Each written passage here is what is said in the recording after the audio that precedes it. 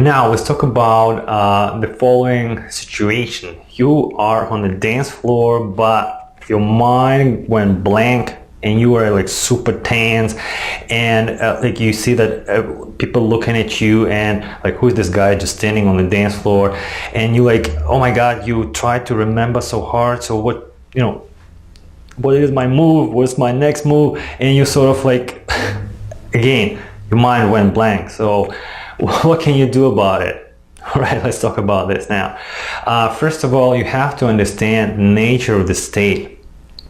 Nothing is wrong with you. It's just the fear of judgment.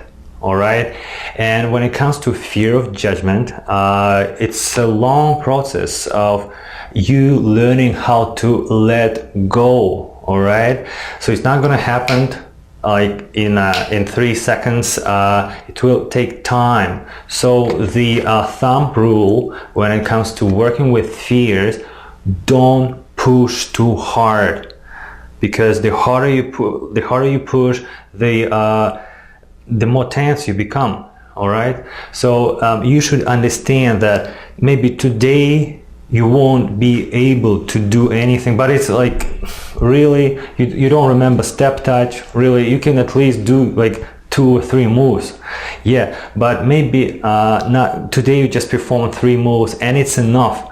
Go back, you did a great job, you did it. Next time, next day, or next week, you go out, you go there to the same venue, and you will still experience that state of anxiety, when your mind is blank, when you are tense, but it will be less. All right, and this is how it goes. So you are gradually learning to let go. All right, and now you understand this, so don't use your willpower. Really, guys, those who teaches you or tells you that willpower is the way, no. If you use willpower, you will fail. I have written so much about it because I tried to quit smoking and I used my willpower, and I failed so many times, and I felt so bad about it, about me being unable to quit smoking. If you're a real man, you said, and you quit. It's all bullshit. Now it's been 10 years since I quit smoking, but I didn't use willpower methods. I use Alan Carr method, easy way of quitting smoking. A great book, but I also used some adaptation to succeed finally. All right, I'm just getting off the track a little bit, but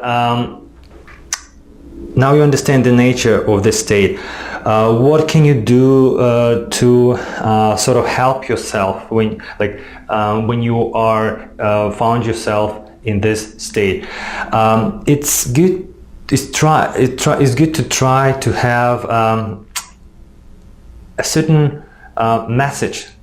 If you like to, we can send like body messages, like yeah, I'm cool, or like yeah, I'm a good dancer. So if you try to communicate through smile, through like laughing, and through your bodily movements, that you are like, I'm not a good dancer, guys. You're telling people I'm not a good dancer. I know that, but I still want to have fun. I want to enjoy life, and this is what I can do, and this is enough for me. And that's it. If you don't like it, fuck yourself, right? As Mystery says.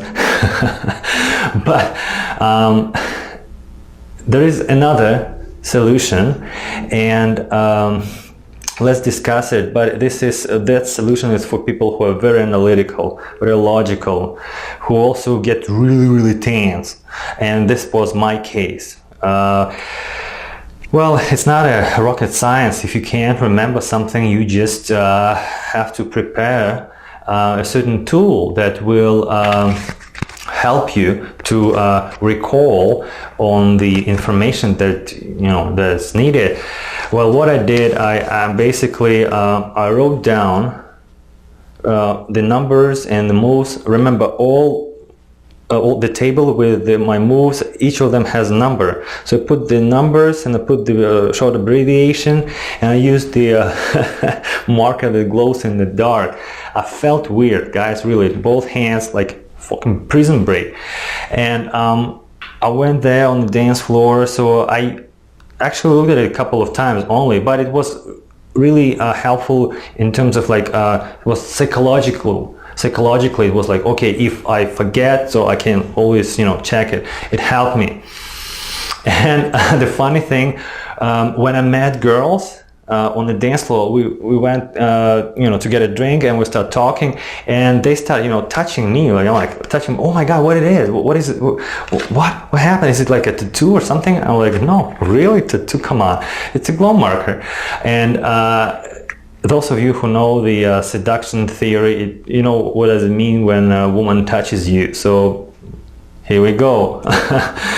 All right, so that worked for me. I hope it also will work for you. And at the end, I want to give you a quote by one of the greatest dance instructors in United States or in the whole world, I think, Chi.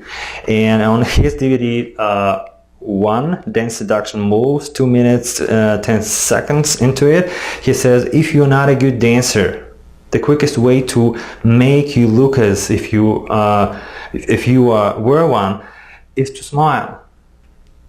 Think about it. Smile. Smile. If you get tan, your automatic response should be smile. But actually, if you're one of those people who having trouble to smile, I was one of them. Well, it has to do with my traditional background. Russian men, they don't smile, they just drink and sit there tough, being tough. I have a little exercise that you can try.